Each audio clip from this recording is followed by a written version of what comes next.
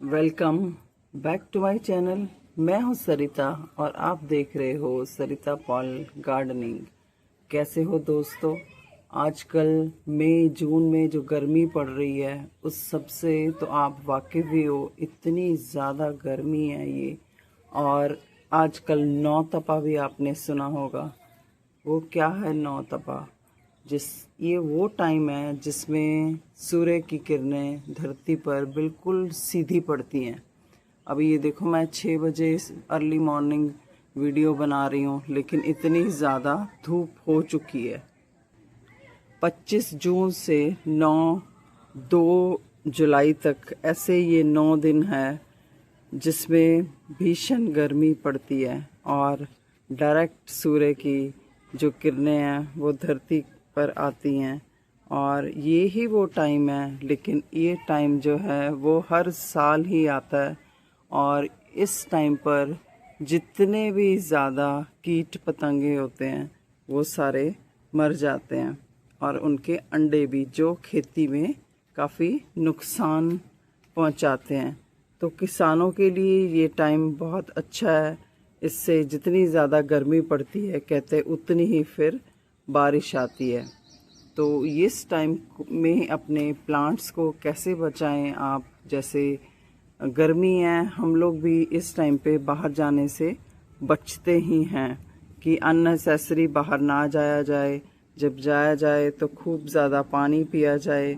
कुछ ऐसी चीज़ें जिनका उपयोग करके हम अपने आप को ठंडा रख सकते हैं, जैसे पुदीने का ज़्यादा यूज़ करो, नींबू का करो, प्याज ज़्यादा खाना चाहिए इन चीज़ों से।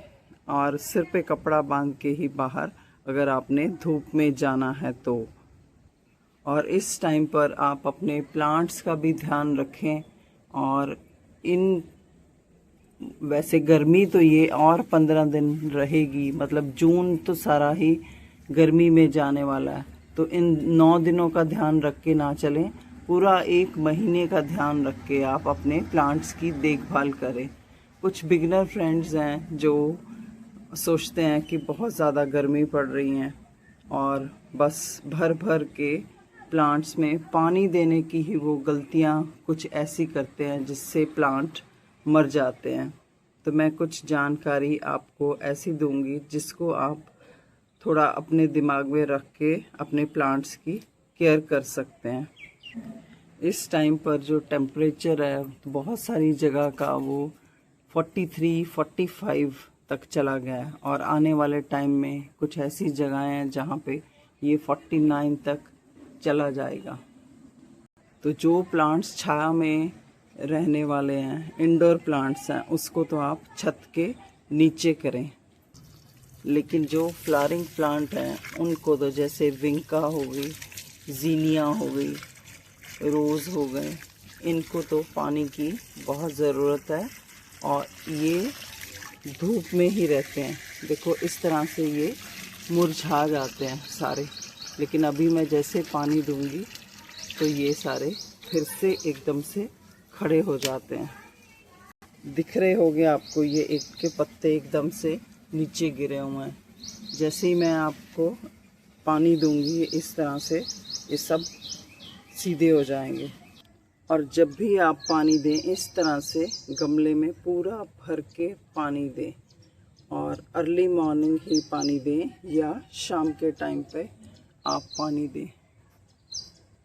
अगर आप दोपहर के टाइम भी देखते हैं, आप पानी देना भूल गए और आप सोचे कि दोपहर है मैं फटाफट पानी दे दूं, तो दोपहर में प्लांट के ऊपर वैसे गर्मी पड़ रही होती है और आप ऊपर से पानी देते हैं, वो गर्म पानी फटाफट उनकी जड़ों में जाके एकदम से उन प्लांट्स को नुकसान पहुंचाता है। आप हार्ड प्रूनिंग करने से बचें, लेकिन सॉफ्ट प्रूनिंग आप करते रहें, क्योंकि ये प्लांट्स की एनर्जी ले लेते हैं। तो थोड़ी कटाई छटाई आप कर सकते हैं, क्योंकि ये प्लांट्स की एनर्जी ले लेता है। तो कटाई छटाई हल्की फुल्की आप कर सकते हैं।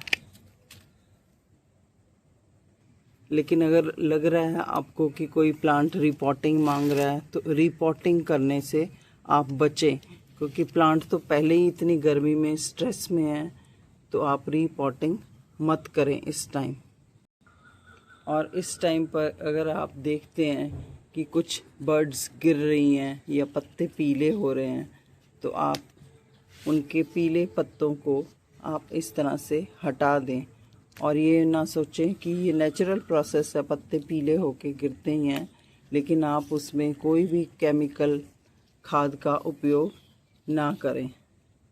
ये देखो इस टाइम पर 2 गुड़हल हाइब्रिड वाले खिले हुए हैं। ये तो गर्मी में प्लांट पहले ही स्ट्रेस में होता है, आप ऊपर से केमिकल स्प्रे कर देते हैं तो ये प्लांट को नुकसान ही पहुंचाता है। उसके लिए आप ठंडी खाद का उपयोग कर सकते हैं, जैसे कि हम लोग भी ज़्यादा लस्सी वगैरह का यूज़ करते हैं, तो आप भी किचन से निकलने वाले छिलकों का यूज़ कर सकते हो। इसमें आप प्याज के छिलके, बनाना पील्स और लस्सी का उपयोग कर सकते हो। और आप इसमें एलोवेरा के भी छोटे छोटे पीसेस करके, इस तरह से पीसेस आप एलोवेरा के करके आप उनका यूज़ भी खाद में कर सकते हो। ये एक ठंडी खाद है जो कि प्लांट्स को काफ़ी न्यूट्रिशन भी देगी और उनको इस गर्मी में लड़ने की ताकत भी देगी। तो इसको आप डाइल्यूट करके एक दिन रख के थोड़ा सा फर्मेंट हो जाए, तब आप इसको प्लांट्स में डाल सकते हो।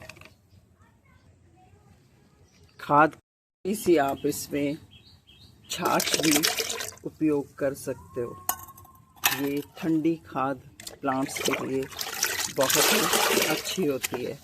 तो आप इसको 1-2 दिन रख के, अभी तो बहुत ज़्यादा गर्मी है, आप मतलब सुबह बना के शाम को भी आप इन पील्स को साइड हटा के आप अपने प्लांट्स में इसको दे सकते हो। इसका उपयोग आप अपने परमानेंट प्लांट्स में, सीजनल फ्लावर्स में और यहाँ तक कि सब्जियों वाले में भी आप इस खाद का उपयोग कर सकते हो। प्लांट्स में आप नियमित गुड़ाई करते रहें। आप जब गुड़ाई करते हैं तो आपको पता चलता है नीचे उसमें प्लांट सूखा है कि नीचे उसमें पानी है। कई बार ऊपर से वो प्लांट सूखा लगता है लेकिन उसके अंदर काफ़ी पानी होता है। अगर उसके अंदर पानी है, अब ये देखो काफ़ी बड़े पत्तों वाला ये डेफनबैकिया है, तो इसके अंदर नीचे काफ़ी पानी की मात्रा है। तो अगर आपको पानी दिखता है, आप डेली बाकी प्लांट्स में पानी डाल रहे हो, तो उस प्लांट में आप पानी ना डालें। इस तरह से टर्टल वाइन वगैरह कुछ पौधे ऐसे हैं जो बहुत जल्दी फैलते हैं, आप उनको उसके बीच में लगा के, पानी की इवेपोरेशन कम होती है उस टाइम।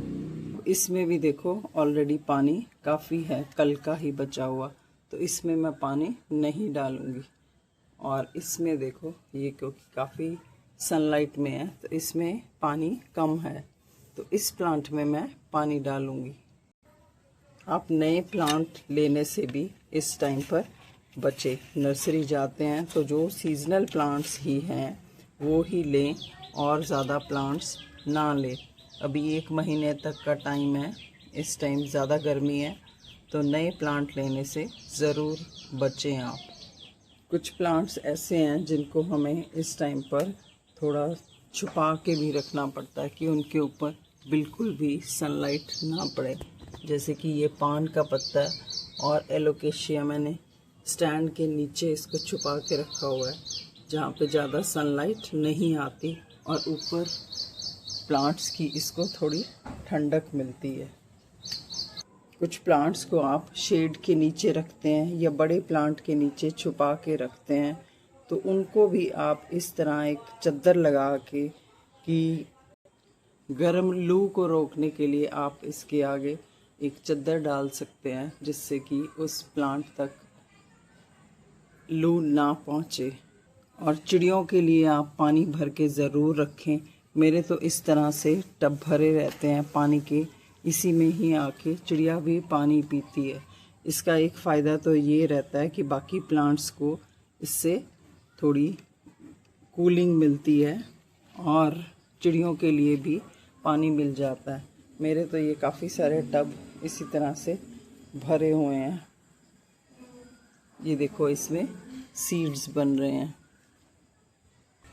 प्लांट्स को आप दीवार से थोड़ा सा दूर हटा के रखें, ताकि जब बहुत तेज़ धूप हो और प्लांट्स के ऊपर दीवार से भी गर्मी ना आए, नहीं तो दीवार गर्म हो के भी प्लांट्स बहुत ज़्यादा गर्म हो जाते हैं। तो उन प्लांट्स को थोड़ा दीवार से हटा कर रखें जो सनलाइट में भी पड़े हुए हैं। हार्ड प्रूनिंग से बचें, लेकिन सॉफ्ट प्रूनिंग आप करते रहें, जिससे कि प्लांट का जो न्यूट्रिशन है उसमें कायम रहे और प्लांट एनर्जी अपनी सूखे फूलों को बचाने में ना वेस्ट करे। और आप उसमें मल्चिंग भी करते रहें। इस तरह के जो वेस्ट पत्ते हैं वो बीच में डाल सकते हो, या आप इस तरह की टर्टल वाइन इंच प्लांट बीच में लगा के पूरा गमले को सीधी डायरेक्ट धूप फिर नहीं लगेगी। और जो इस तरह के सकर्स नीचे निकलते हैं ना, उसको आप ज़रूर हटाते रहें।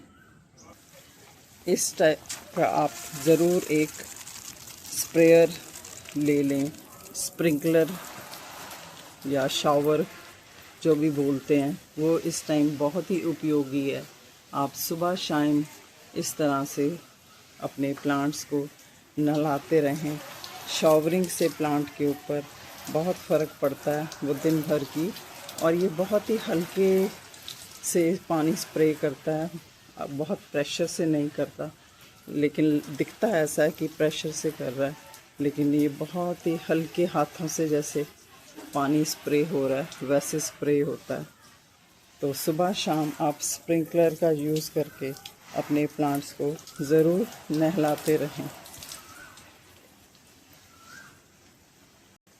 इससे प्लांट ओवर वाटर भी नहीं होगा और अच्छे से पत्ते भी धुल जाएंगे। और इससे अगर आप घर के पास ही है, बिल्कुल आपके आंगन में भी थोड़ी ठंडक, टेम्परेचर कुछ डिग्री नीचे ही रहेगा। पानी की बूंदें देखो कितनी अच्छी लग रही हैं। ये है मेरा वाटर कैबेज जो भरा हुआ है, कितना खूबसूरत लग रहा है। देखो टब पूरा भरा हुआ है। तो आप इन सब बातों का ध्यान रखते हैं, शावरिंग करते हैं, रीपॉटिंग नहीं करते और पानी भर भर के बिना देखे डालते हैं और टाइम का ध्यान रखते हैं, तो निश्चित ही आपके प्लांट्स बचे रहेंगे इस भीषण गर्मी में। आप कैक्टस जैसे प्लांट्स अपने गार्डन में ऐड कर सकते हैं, क्योंकि वो इस गर्मी में बहुत ही खूबसूरती से फ्लावरिंग करते हैं।